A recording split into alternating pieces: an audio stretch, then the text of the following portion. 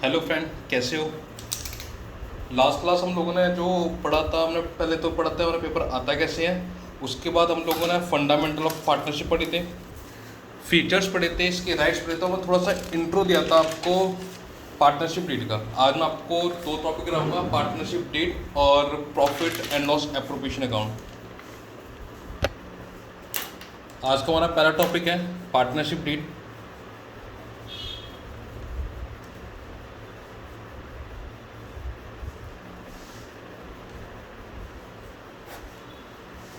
Partnership deed होता क्या है?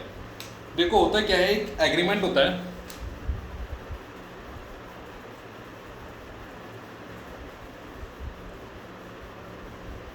किसके अंदर, between partners of the firm.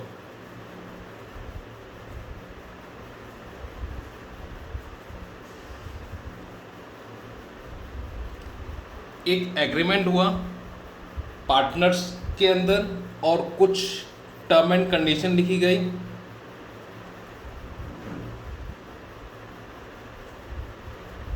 किसकी लिखी गई? पार्टनरशिप की।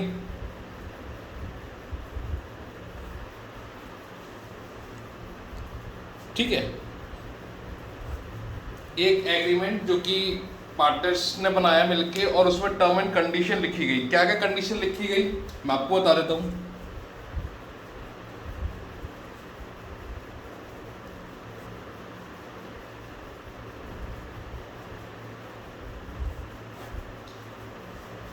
सबसे पहले तो उसके अंदर ये लिखा गया कि प्रॉफिट शेयरिंग रेशियो कैसे होगी।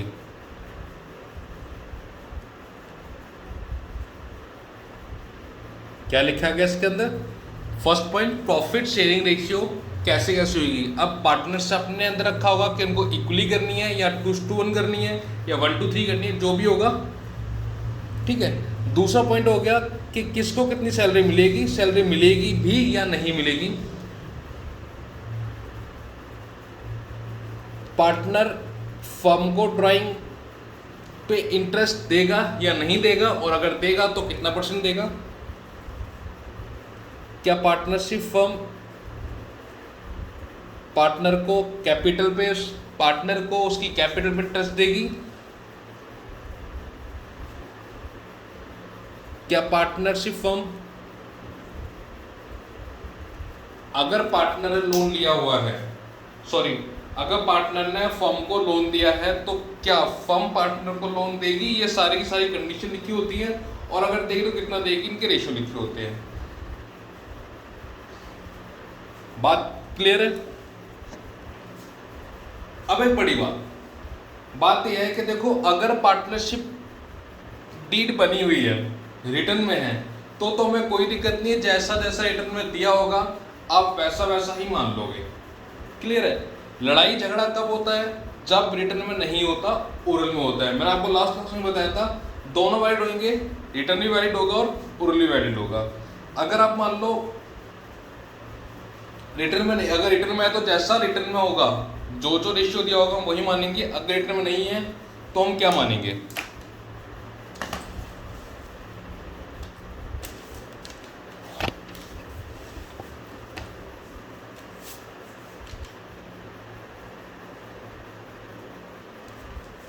In the case of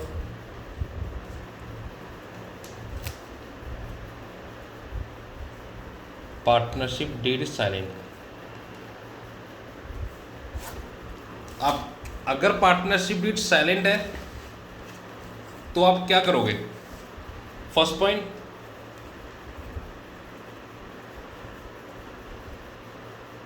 profit loss sharing ratio कितना होगा?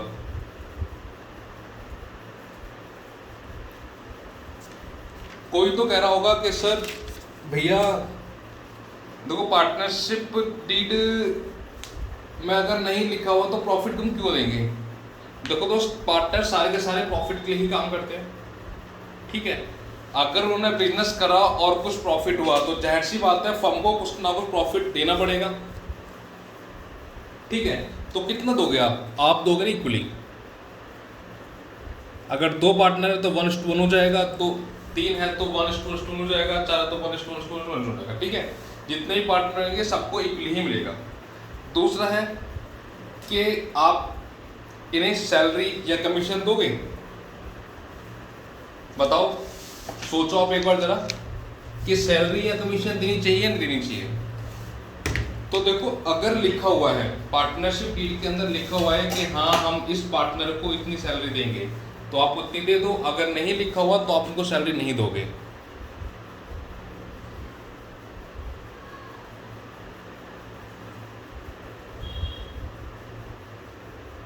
No partner is entitled to any salary और कमीशन। ठीक है, अगर उन्होंने डीड में नहीं लिखा हुआ या फिर डीड साइलेंट है तो आप उनको सैलरी और कमीशन नहीं दोगे। इंटरेस्ट ऑन कैपिटल कितना रेट लगेगा? मैंने भी आपको लास्ट क्लास बताया था कि इंटरेस्ट ऑन कैपिटल आप उन्हें नहीं दोगे। फोर्थ पॉइंट है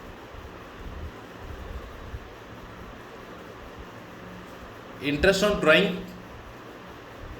interest on drawing partner firm को नहीं देगा। लास्ट पॉइंट है हमारा इंटरेस्ट ऑन लोन। अगर किसी पार्टनर ने फर्म को लोन दिया है तो वो पार्टनर उस फर्म से इंटरेस्ट ले सकता है 6% पर एनम के। बात क्लियर है? मैं आपको एक बार और बता देता हूँ। अगर हमारी पार्टनरशिप में रिटर्न है तो हमें कोई दिक्कत ही नहीं है। अगर रिटर्न नहीं है तो आप क्या करोगे? साइलेंट है तो आप क्या करोगे? अगर प्रॉफिट लॉस शेयरिंग रेशियो है वो इक्वली बटेगी दोनों पार्टनर के अंदर, सारे पार्टनर के अंदर। कोई भी पार्टनर सैलरी और कमीशन नहीं लेगा। इंटरेस्ट कैपिटल फर्म पार्टनर को नहीं देगा। इंटरेस्ट और ड्राइंग पार्टनर फर्म को नहीं देंगे। अगर किसी भी पार्टनर ने फर्म को लोन दिया है तो वो पार्टनर फर्म से 6% के रेट पे इंटरेस्ट ले लेगा लोन। बात क्लियर है? आज का हमारा फर्स्ट टॉपिक बस छोटा सा था, थोड़ा सा कि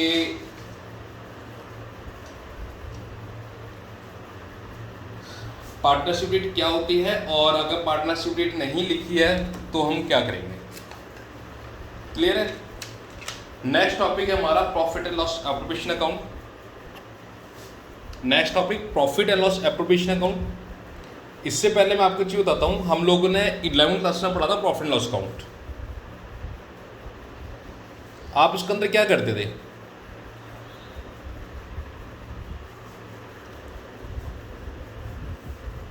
सारे के सारे एक्सपेंस और सारे के सारे इनकम डालने के बाद आपके पास एक आता था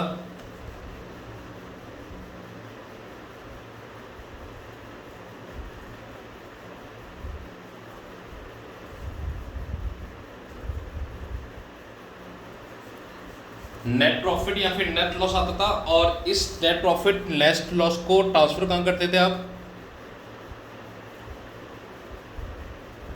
कैपिटल अकाउंट के अंदर। जब हम पार्टनरशिप ड्रा करते थे तो इस नेट प्रॉफिट और नेट लॉस को कैपिटल अकाउंट के अंदर ट्रांसफर कर देते थे। ठीक है, ये हम तब तक करते थे जब तक हमारे पास प्रॉफिट, जब अब तक हम सोल प्रोप्राइटर का ही काम करते थे। लेकिन अब हमारे पास पार्टनरशिप फर्म है, तो इस पार्टनरशिप फर्म के अंदर हम क्या करेंगे? एक अकाउंट लाएंगे, profit and loss appropriation account. ठीक है, देखो ये अकाउंट ना आपका यहाँ पे नेट प्रॉफिट आ रहा था तो आप यहाँ पे लिख दोगे बाय नेट प्रॉफिट। ठीक है, आपका जो भी अमाउंट आ रहा होगा यहाँ पे, आपका जो भी अमाउंट आ रहा होगा आप उस अमाउंट को लिख दोगे। ठीक है, अगर नेट लॉस है तो आप यहाँ पे बाय नेट लॉस लिख दोगे। लेकिन हम बात में बात करते हैं, क्योंकि है क्या नेट लॉस, चलो हम लिख ही देते हैं क्योंकि बांटना तो वो भी है।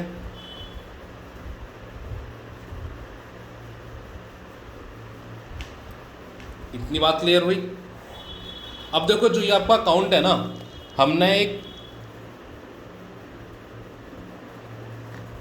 3 गोल्डन रूल पढ़े थे, वो रूल मैं आपको दोबारा बताता हूँ। एक रियल था, रियल का रूल ये होता था कि भाई साहब सारे के सारे एसेट्स वो डेबिट होंगे, सॉरी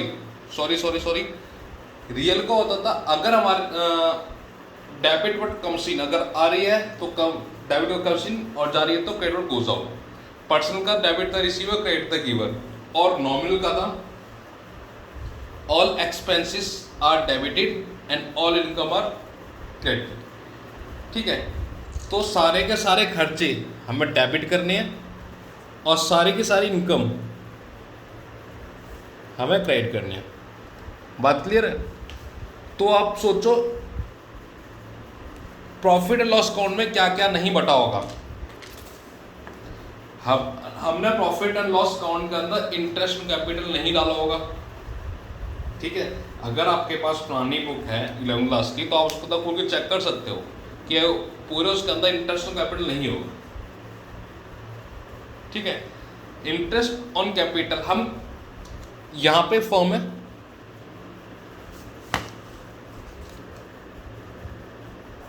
ये फर्म है और ये तो पार्टनर है, तो हम किसके बिहाफ में देखेंगे?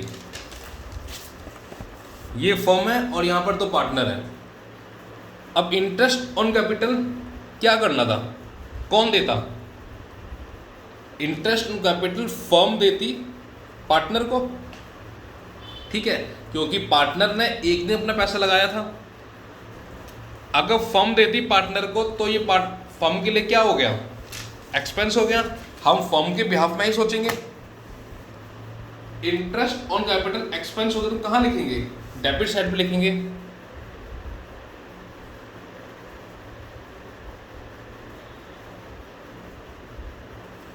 अगर मान लो 2 पार्टनर थे ए और बी, तो आप इनमें बांट दोगे। बात क्लियर है? अगर किसी भी पार्टनर को आपको सैलरी देनी है तो कौन देगा? फर्म। अगर फर्म, पार्टनरशिप फर्म पार्टनर को सैलरी देगी तो खर्चा है फर्म के लिए। क्या करोगे आप यहां पे 2 सैलरी लिख दोगे। मैं यहां पे कमीशन भी कर देता हूं। बात क्लियर हो गई? ठीक है, अब आता है इंटरेस्ट ऑन लोन। क्या लगता है आपको, इंटरेस्ट ऑन लोन आना चाहिए? दोस्त नहीं आना चाहिए, क्योंकि अगर आपने इंटरेस्ट लोन दिया है तो आप प्रॉफिट लॉस में उसको बांट चुके होगे पहले से, तो यहां पर तो इंटरेस्ट ऑन नहीं आएगा। क्या आएगा? Interest on drawing. अब बताओ, देखो हुआ क्या, फर्म ने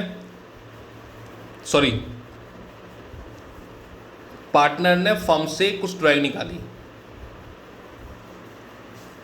अब पार्टनर फर्म को इंटरेस्ट देगा ड्राइंग पे, तो जाहिर सी बात है पार्टनर फर्म को दे रहा है, फर्म के लिए इनकम होगी।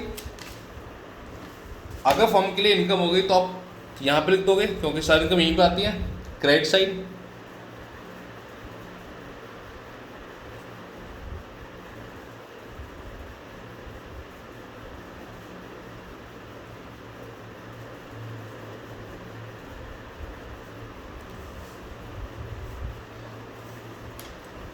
बात क्लियर है?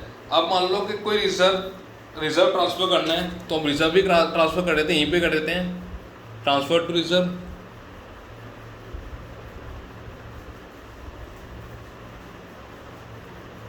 अब लास्ट में क्या बचता है? यहां से आपको लास्ट में या तो प्रॉफिट बचेगा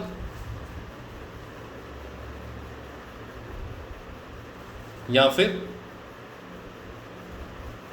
लॉस बचेगा। लॉस नहीं बचता, क्योंकि इंडियन पार्टनरशिप एक्ट, कौन सा एक्ट?